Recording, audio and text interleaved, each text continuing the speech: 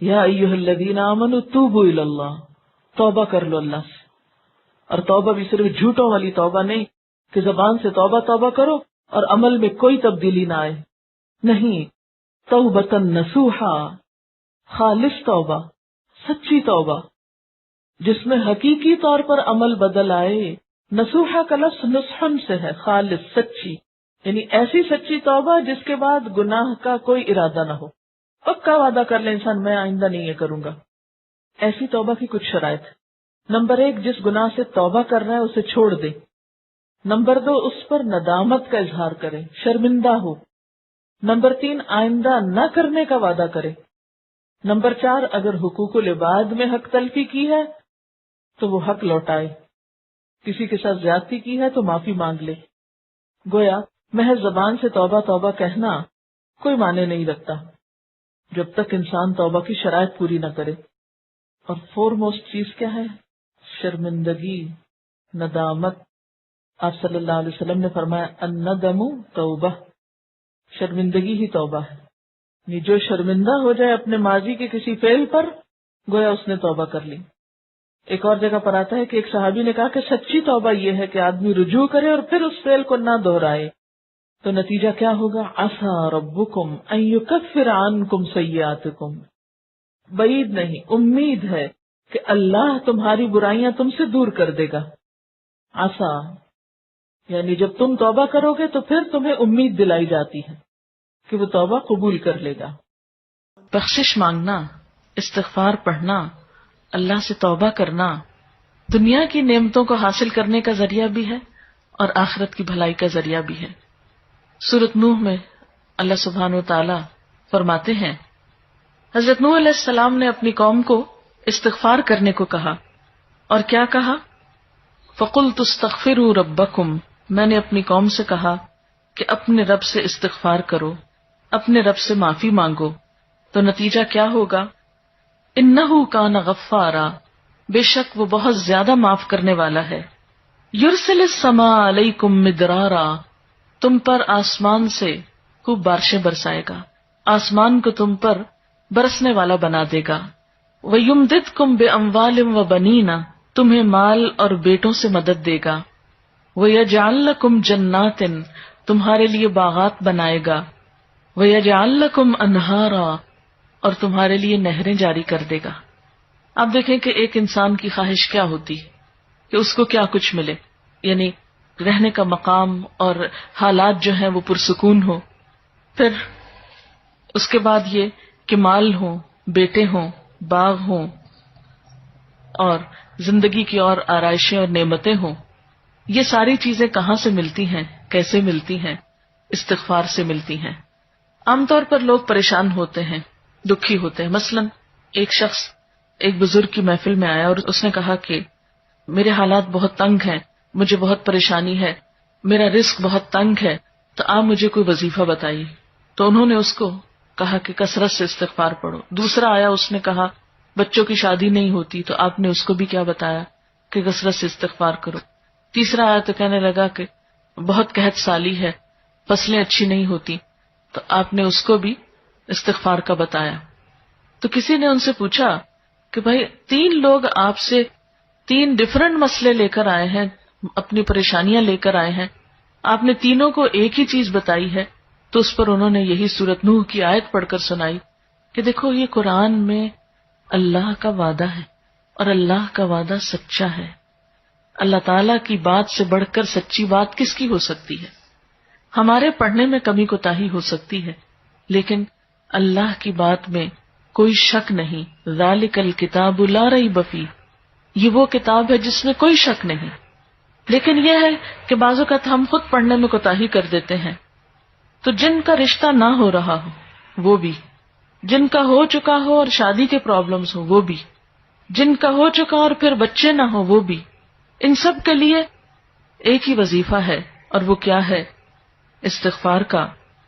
پھر اسی طرح ایک اور جگہ پر ایک اور پیغمبر نے اپنے لوگوں سے کہا وَاسْتَغْفِرُوا رَبَّكُمْ ثُمَّ تُوبُوا إِلَيْهِ إِنَّ رَبِّي رَحِيمٌ وَدُودٌ، اپنے رب سے معافی مانگو اور اس کی طرف پلٹ آؤ، بے شک میرا رب رحیم ہے اور اپنی مخلوق سے بہت محبت رکھتا ہے. یعنی جب کسی بندے پر کوئی تکلیف آتی ہے تو ایسا نہیں کہ اللہ تعالیٰ اس پر خوش ہوتے ہیں اور جان بوجھ کے ستانا چاہتے ہیں بندوں کو. اللہ تو بندوں کے حق میں بہت مہربان ہے. پھر سوال یہ پیدا ہوتا ہے کہ تکلیف آتی کیوں؟ اگر وہ ہم سے محبت کرتا ہے اور وہ بہت مہربان ہے. تو بات یہ ہے کہ کچھ چیزیں ہم اچھے حالات میں سیکھتے ہیں اور کچھ چیزیں ہم ہارڈ شپ سے سیکھتے ہیں. کچھ نعمتوں کی قدر ہم اچھے طریقے سے ویسے ہی کر لیتے ہیں اور کچھ چیزوں کی قدر ہمیں اس وقت آتی ہے جب کوئی مشکل پیش آتی ہے.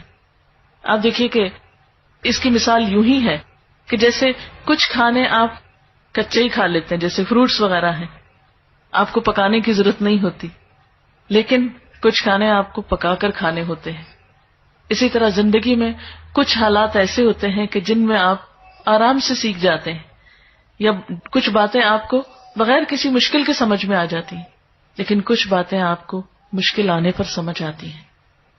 اور جس طرح انسان پختہ اور میچور ہوتا ہے مشکلات میں، آپ نے دیکھا ہوگا کہ جو بچے ہارڈ شپس میں پلتے ہیں وہ بڑے ہو کر ان میں اسٹیمنا زیادہ ہوتا ہے، لیکن جو بچے بہت نعمتوں میں اور نازوں میں پلتے ہیں وہ اتنے بہادر اور اتنے ہمت والے نہیں ہوتے. اس لیے دھوپ اور چھاؤں، غم اور خوشی دونوں اس کائنات کا حسن ہے. دن اور رات ایک بہت بڑی نشانی ہے ہمارے لیے. تو اس لیے جب تکلیف آتی ہے تو اس موقع پر انسان اللہ کی طرف زیادہ رجوع کرتا ہے، اللہ کو زیادہ یاد کرتا ہے، زیادہ ذکر کرتا ہے، اور اس طرح انسان کے گناہ دنیا میں ہی معاف ہونے لگتے ہیں. ایک اور جگہ پر آتا ہے وَأَنِ اسْتَغْفِرُوا رَبَّكُمْ ثُمَّ تُوبُوا إِلَيْهِ يُمَتِّعْكُمْ مَتَاعًا حَسَنًا، اور یہ کہ تم اپنے رب سے معافی چاہو اور اس کی طرف پلٹ آؤ تو وہ تم کو اچھا سامان زندگی دے گا. یعنی دنیا کی اچھی نعمتیں کس سے ملیں گی؟ استغفار سے. اور اس کے لیے دعائیں کیا ہیں؟ ربنا اغفر لنا، یہ قرآن پاکی کی دعائیں ہیں استغفار کی. ربنا اغفر لنا ذنوبنا واسرافنا فی امرنا وثبت اقدامنا.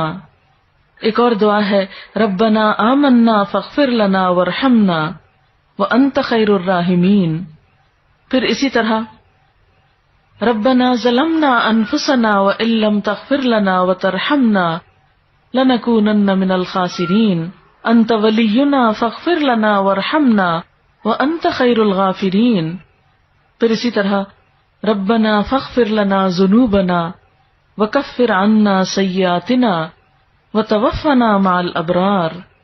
پھر اسی طرح رسول اللہ صلی اللہ علیہ وسلم نے بھی کچھ ایسی دعائیں سکھائی ہیں جو استغفار کا ذریعہ ہیں. رب تقبل توبتی واغسل حوبتی واجب دعوتی وثبت حجتی واہد قلبی وسدد لسانی واسلل سخیمۃ صدری.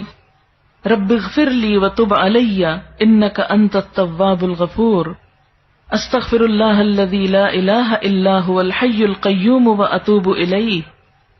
اللہم انی ظلمت نفسی ظلما کثیرا ولا یغفر الذنوب الا انت فاغفر لی مغفرۃ من عندک وارحمنی. اسی طرح اللہم اغفر لی خطیئتی وجہلی واسرافی فی امری وما انت عالم بہ منی. اللہم اغفر لی جدی وہزلی وخطیئتی وعمدی وکل ذلک عندی. اسی طرح اللہم اغفر لی ذنبی کلہ دقہ وجلہ واولہ وآخرہ وعلانیتہ وسرہ. تو یہ استغفار کی دعائیں جو ہیں یہ انسان کے لیے بہت سی رحمتوں اور بخششوں کے اور عنایتوں اور برکتوں کے دروازے کھولتی ہیں. استغفر اللہ استغفر اللہ استغفر اللہ اللہم اغفر لی اللہم اغفر لی. کیونکہ ہر روز انسان کے اوپر مختلف طرح کی حالتیں آتی. انسان جس وقت بھی پریشان ہو، جس وقت بھی غمگین ہو، جس وقت بھی دکھی ہو، فوراً اگر اپنے رب کو پکارنے لگے تو انشاءاللہ وہ غم اور دکھ جو ہے اس سے انسان کو فوری طور پر ریلیف ہوگا. جیسے جسم کے اوپر پہنچنے والے زخم اور تکلیفیں ہوتی ہیں نا، تو ان کو اگنور نہیں کرنا چاہیے. مثلا اگر کہیں کٹ لگ گیا تو آپ اس کو ایسے نہیں چھوڑیں گے، اس پر کوئی دوا لگائیں گے یا کوئی پٹی لگائیں گے یا اس کو صاف کریں گے یا اس کو مرچوں سے، صابن سے، اس طرح کی چیزوں سے بچائیں گے تاکہ وہ بڑھے نہیں. اسی طرح جو روح پر کٹ لگ جاتے ہیں یا انسان گناہ کر کے اللہ کو جو ناراض کر لیتا ہے تو اس سے انسان اگر فوری طور پر نکلتا نہیں اور اس کا علاج نہیں کرتا تو بعض اوقات وہ گناہوں کے دھبے اور وہ دل کی سیاہی اتنی گہری ہوتی چلی جاتی ہے کہ انسان کو ایکیوٹ ڈپریشن میں لے جاتی ہے، اور بعض اوقات پھر اس کے لیے بڑی بڑی دوائیاں اور بڑی بڑی دوائیں اور دعائیں بھی کام نہیں کرتی.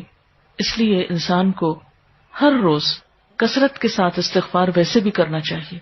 اسی لیے ہم دیکھتے ہیں کہ اللہ کے رسول صلی اللہ علیہ وسلم جو معصوم تھے، گناہوں سے پاک تھے، جن کا کوئی گناہ بھی نہیں تھا، وہ دن میں 70 سے 100 بار استغفار کرتے تھے، اور آپ سے بڑھ کر مصروف بھی کوئی نہیں تھا.